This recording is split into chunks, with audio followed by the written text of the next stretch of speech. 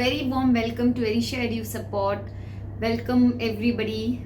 And I know you all must be waiting for this video because in my previous video I told you that we will discuss about something more about the subject specific module related to maths, computer science and natural science, right? So if you all have not seen my previous two videos related to test AS, please go and visit them. The first video was related to test AS code test, and in that the four type of questions, what they are, we have discussed that. In second video we have discussed about this subject specific module, maths, computer science and natural science. In that particular module we have two types of questions.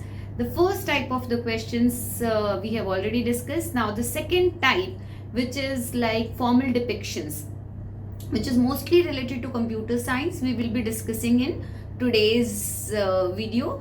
So just welcome back, and if you have not seen my previous two videos, go back, watch them, understand those concepts and then come and watch this particular video so that you'll have the connectivity and you'll be able to follow the content very easily. So today's topic is understanding the formal depictions. Now you'll say why exactly it is needed, right? Formal depiction and what exactly it is. You might have not heard about it. So now first thing is, when we study, we are talking about the computer science also.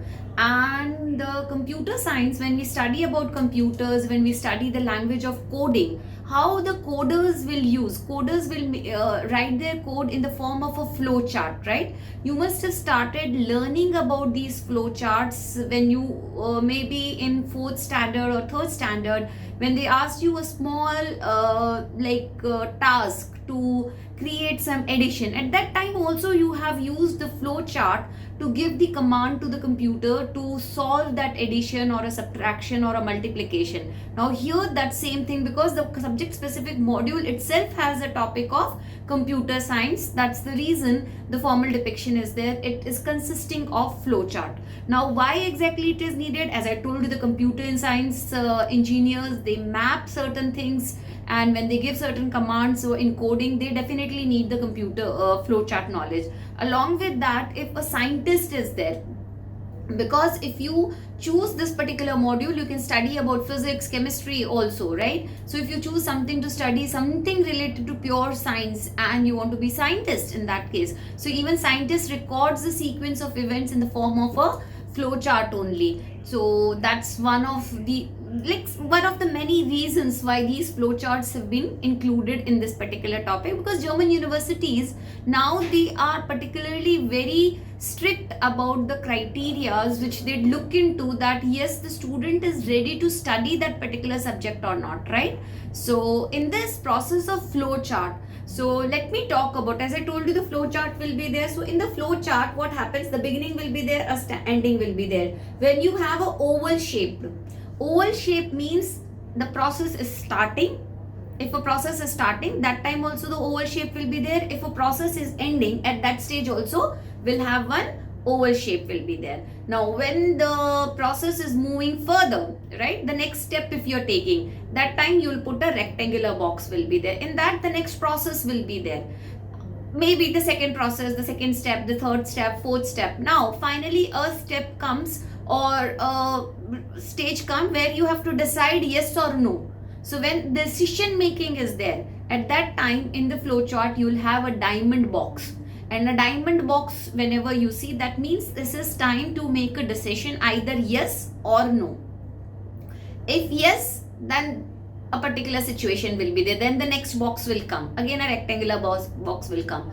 If no, again the next rectangular box will come, right? Finally, when you'll come to the end of the process, again one oval will be there. So remember, oval is there for starting and ending the process. Rectangular box is to talk about the process steps, the next step which goes in the process. A diamond shaped box will be there to decide yes or no, and the arrow keys will be there. The arrows will be formed to go from one direction to other direction. So this is the basic simple thing you should know to understand any formal flow chart. Now this is the process of the flow chart. Now what are the different types of, now in this flow chart also you will have three types of questions, right? One will be like a paragraph will be there, a complete paragraph, a small paragraph will be given, and related to that paragraph itself, to explain that whatever they have explained in that paragraph, the same thing they will show it in the form of a flow chart also. And then related to that, you will have a question, a MCQ type of a question will be there that you have to solve it.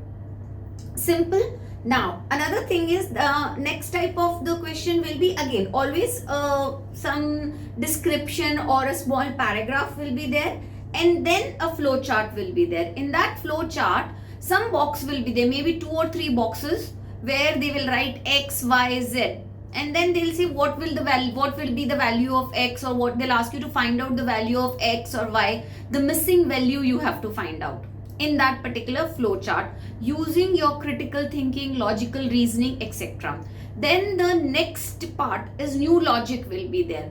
They're like something, they will give you a paragraph form, they'll explain you that what is the logic behind that, and then you will have squares, a flow chart or a square will be there, rectangular box in which 8 to 10 boxes will be there, and in that you have to logically think what will be the right answer. So these are the 3 different ways how they have created questions in terms of understanding the formal depiction. Now here you know that, as I told you, a paragraph will be there, and then the formal depiction, that is the flow chart, will also be there. So definitely you need some time to understand the paragraph, to understand the flow chart, and then you have to apply your logical reasoning. So that's the reason you have 22 questions but 85 minutes to solve this particular part of the subject specific module, which is maths, natural science and science,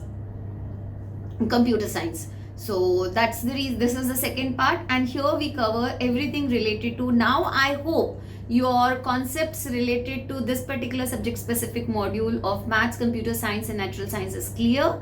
So next video I'll talk about some other like maybe we'll talk about economics, right? So who all should take the subject specific module economics, because the core test remains same for everybody irrespective of which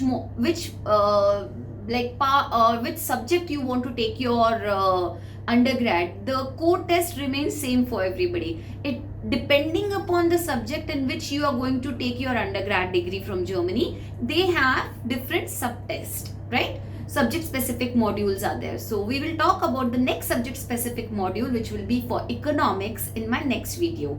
Till then, stay tuned. If you have liked the information, please do like, comment as well as share and subscribe our channel so that you can keep getting lot of good information related to Test AS. Thank you. Bye.